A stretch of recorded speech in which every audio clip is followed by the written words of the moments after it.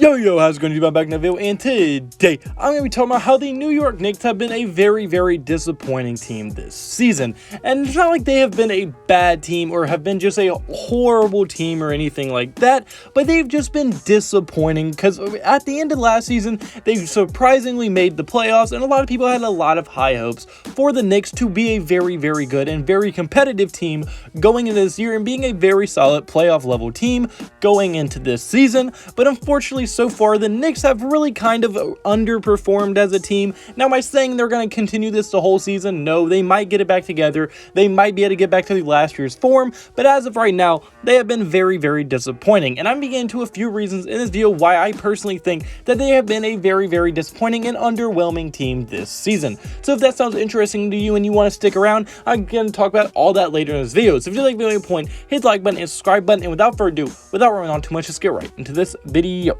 Alright, so the first thing I really want to dive into is going to be that their offseason moves just really have not been looking that great. Because during the offseason, when they were actually happening, a lot of the signings and the things that the Knicks did, a lot of people really liked, and even I thought they were having a fairly solid offseason. Now, I didn't think it was as great as other people were portraying it. They were portraying it like they just had the best offseason ever, but I did think they had a very solid one, although not being as high on it as a lot of people were.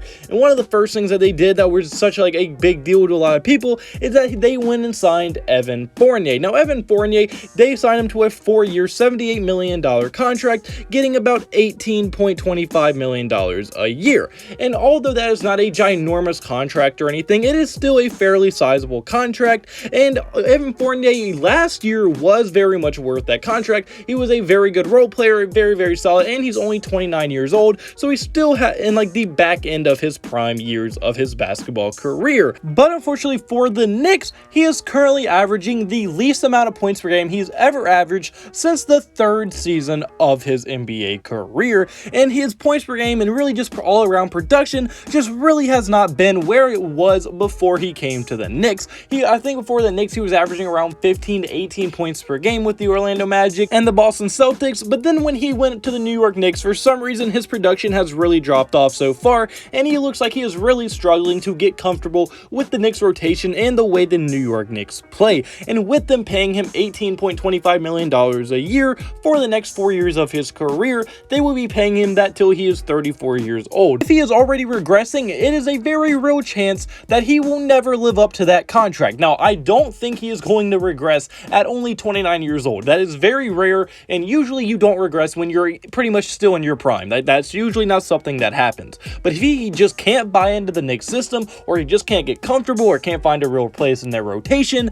that contract is going to start looking very bad for them very fast. But as of right now, although I don't think he is living up to the contract, I don't think he has been bad either. He's just been probably a little bit less than what the Knicks were hoping for when they signed him. But the real disappointment comes from the Kimball Walker signing, as they're paying him pretty much $9 million for the next 2 years to sit on the bench, at least as of right now. Kimball Walker has completely, and I mean completely, fallen out of the rotation. He has logged in, I think, about 8 did not play so far in a row, and that is very bad and very significant for Knicks fans, because paying anyone $9 million to sit on your bench is bad. But when it was you're supposed to be the guy that helps move the needle and makes you a very good playoff contender, and now he's not even getting minutes on your team, that is a huge problem. And to make it worse, in those do not plays, they are currently 2-8 in games that Kemba hasn't played this year. He has not played in 10 games, and they have won only 20% of those games. That is extremely hard to swallow, because now you're questioning your coach, because although he said they're a better team with Kemba not playing, it sure as hell does not look like it, because wins and losses are really the only stat that matters in the end of the day. And when you're 2-8 without the guy and you have a much better record with him, eventually it's not a coincidence anymore. Eventually it is a problem. Put the dude back in the lineup. And if their coach is that set in stone in his ways and refuse to put him back in the lineup, I don't see how this team gets back on their winning ways. And I'm not saying Kemba's going to solve it. Like, I'm not saying he's the only reason, him not being in the rotation is the only reason they're losing these games. Like, I honestly don't know. I don't think they can do much to solve it. I think they might just not be as good of a team as we all saw, and they might have been a one-year wonder. But I think for sure, when you just the sample size you've seen so far, it is safe to say Kimball was not the entire problem and maybe should be getting at least a few minutes, at least off their bench right now, because when he doesn't play at all, the results are not pretty whatsoever. And then the third thing that they did in the offseason, which I don't blame them for, they signed Julius Randle to a very big extension. And now don't get me wrong, I'm not saying that was a bad contract or anything like that. After the year he had, you had to re-sign him. There is nothing the Knicks could do. You cannot let a guy walk that just made an all-NBA team. You just cannot do that.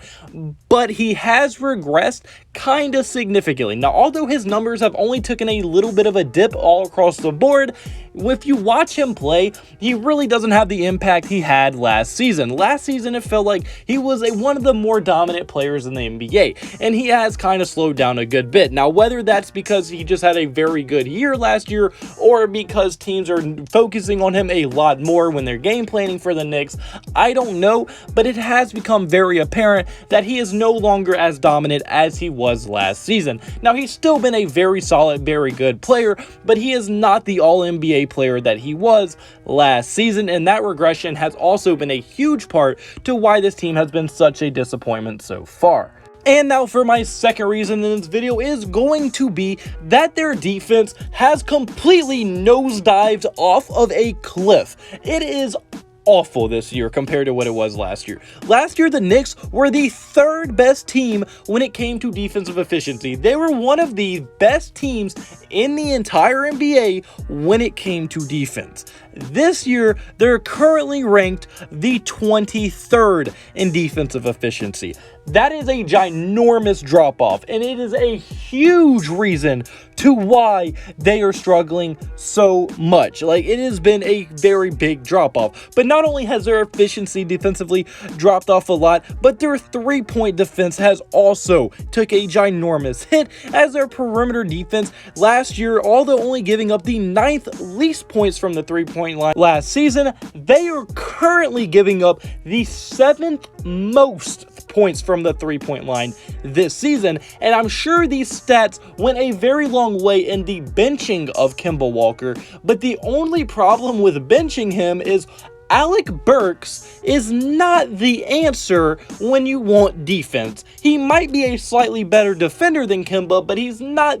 He just doesn't have the same impact on winning. And if you had to tell me, would I rather a old, not as good Kimball Walker play or an Alec Burks play, I'm probably picking Kimball Walker. If anything, I think what they should do, probably start Derrick Rose and then have Kimball Walker kind of taking the role that Derrick Rose had off the bench, opposed to playing Alex Burks a lot more, playing Derrick Rose more, and completely shunning Kemba. If anyone should be getting shunned, honestly, it should be Alec Burks, but I do think Alex Burks is good enough to be in this rotation. He's not a bad player, but I just don't think Kimball Walker was the only reason their perimeter defense has took such a big hit.